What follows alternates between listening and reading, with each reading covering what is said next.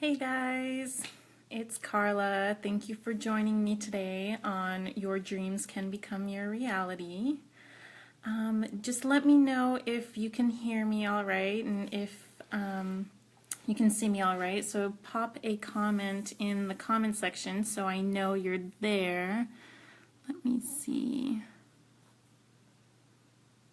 Let me see if I can see if anyone's there.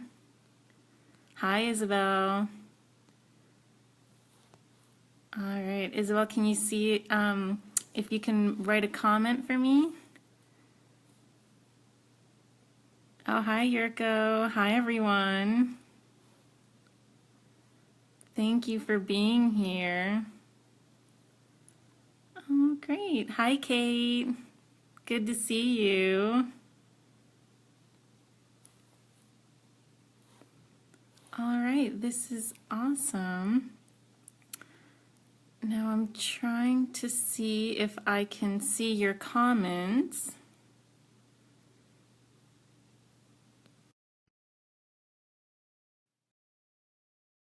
About that, Isabel, didn't mean to do that.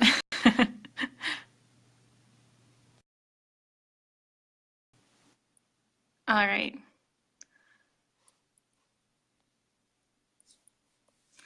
All right, so I'm going to go ahead and get started. I'm having trouble seeing the comments. I don't know. There we go. Okay. Obviously, this is my first time doing a live video, so thank you, Isabel, for letting me know that you can see me. Hi, Dave. Hi, Yurko. All right, so I'm going to go ahead and get started. Thank you for everyone for being here, and you can go ahead and let me know where you're coming from and where you're watching from. So tonight I wanted to talk about the topic of how your dreams can become your reality. And this is something that has popped up for me a lot, actually. Hi, Olivia.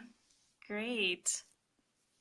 So I wanted to introduce myself first. I'm Carla, and I'm a certified holistic health coach and certified yoga teacher, and who loves everything woo-woo. So if you have any cool things, alternative healing things that you like, feel free to put them in the comments section. Oh, Olivia, thank you so much. And I currently live in Silver Spring, Maryland. So I want to see where everyone else is from and where you're watching from. And one of my dreams currently is to live by a beach. Because living in Silver Spring, Maryland, I've been here for a few years. I love it, but it's not where my heart and soul really want to be right now. And I was actually at the mall the other day. This is going to turn into my topic for tonight. I was at the mall the other day with my sister, and we were talking about how I just signed a new 2-year lease with my boyfriend at an apartment building.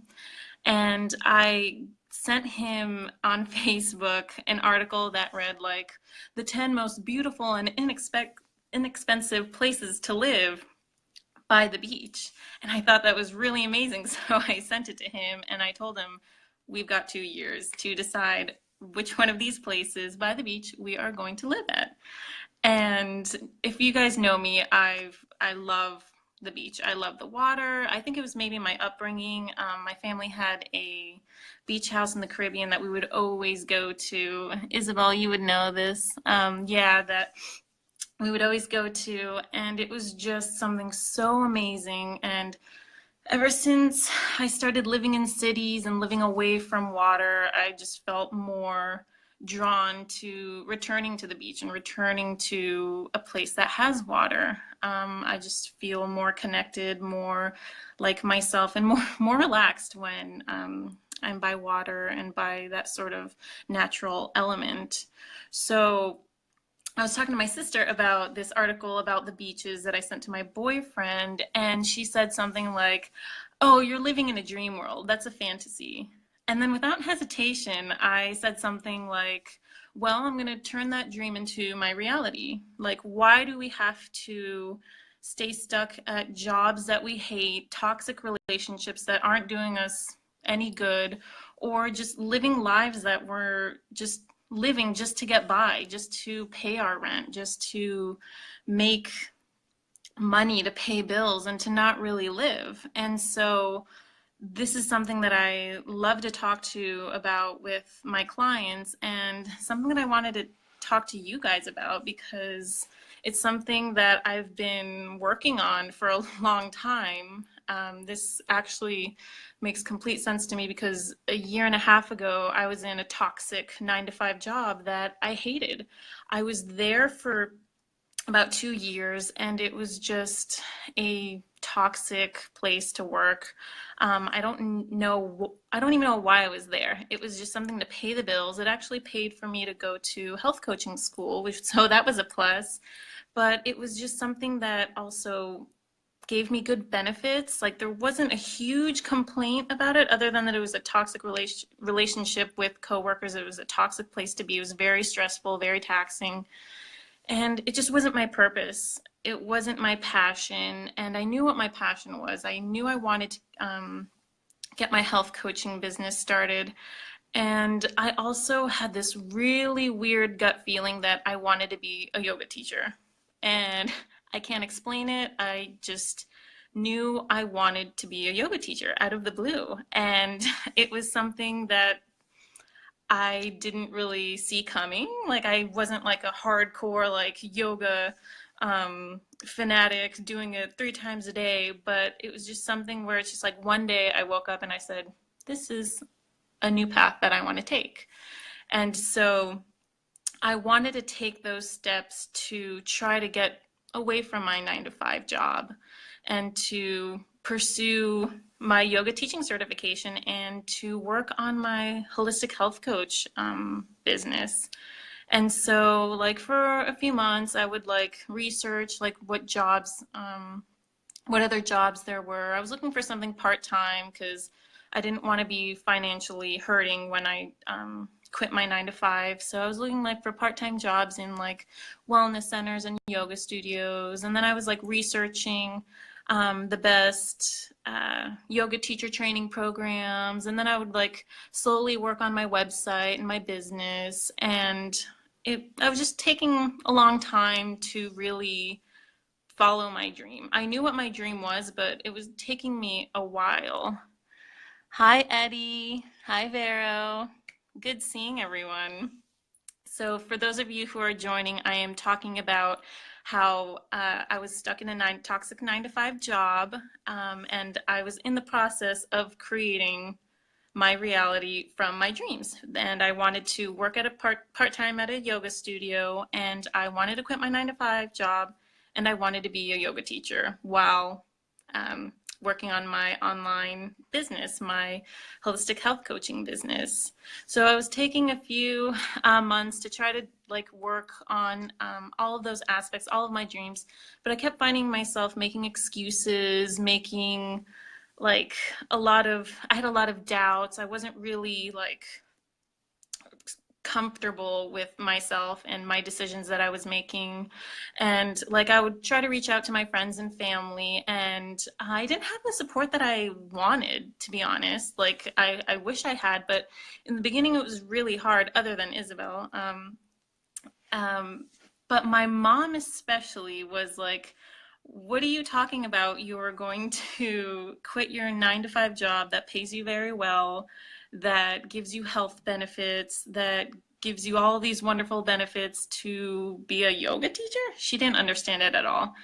And so I had a lot of doubts during this time. And so it wasn't until I had a major health scare that actually lit a fire under my ass.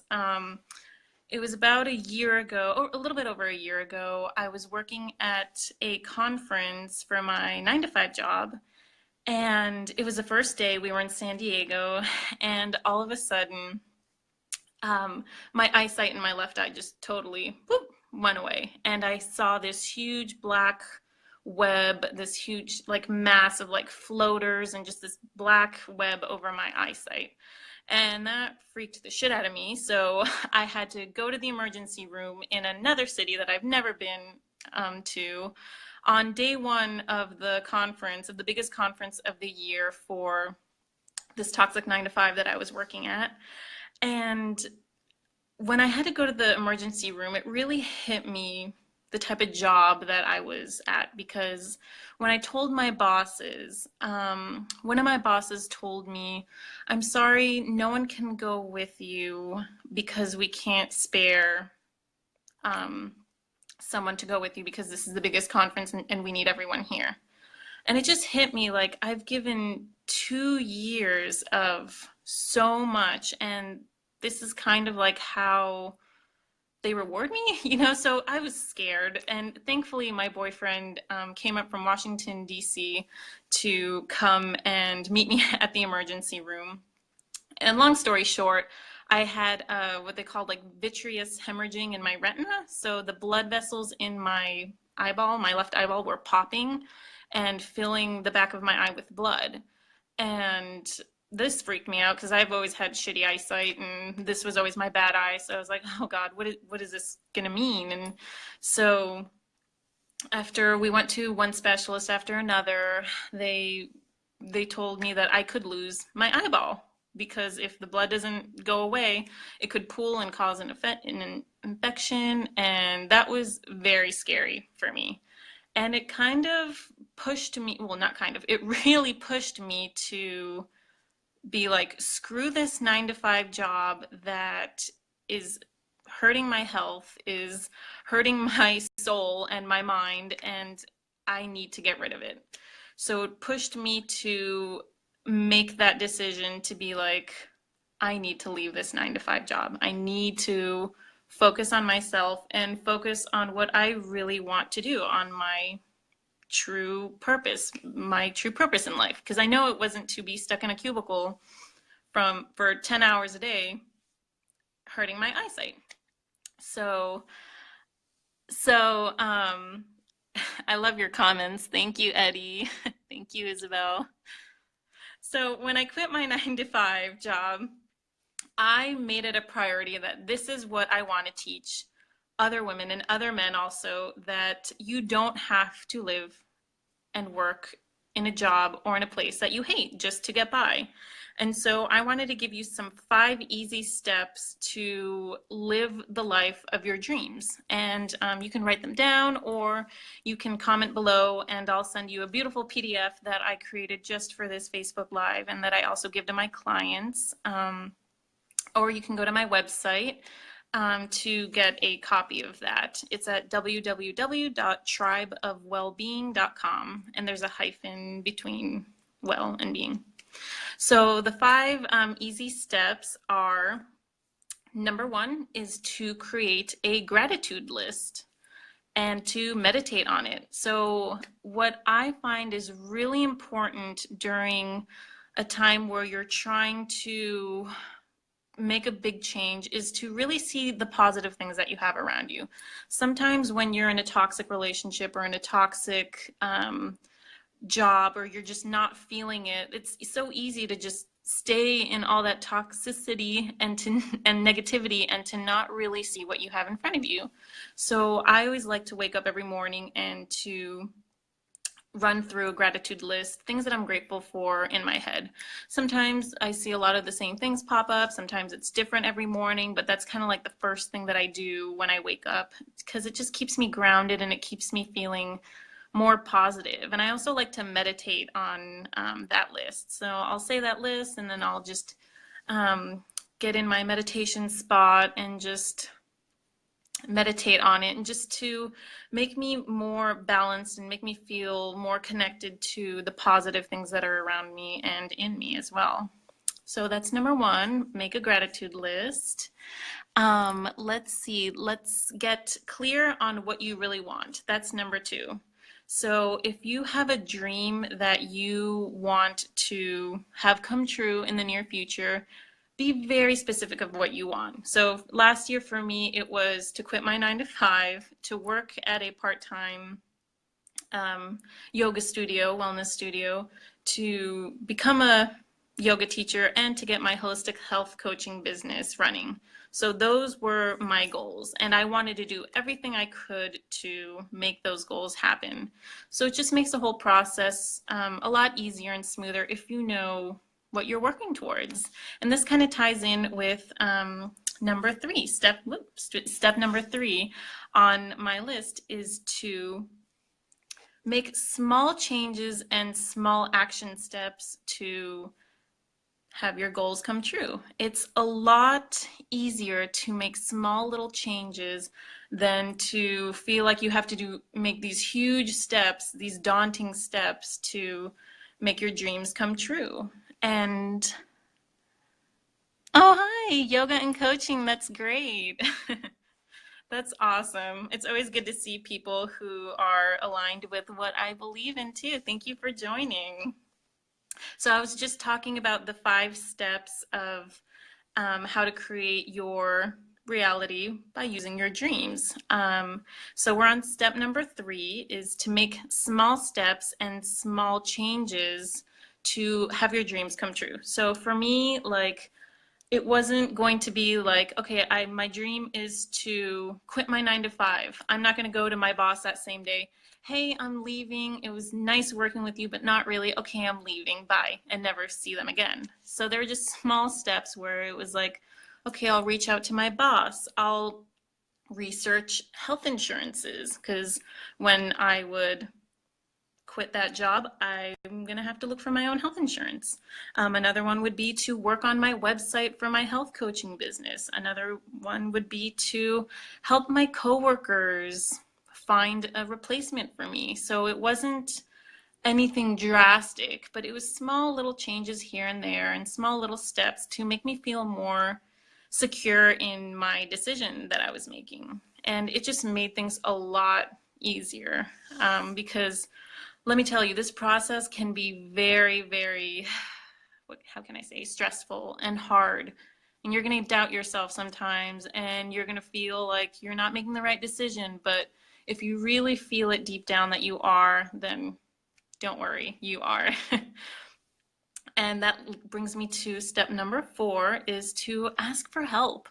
There are so many resources out there that you can utilize. There's free resources, there's resources that you can pay for.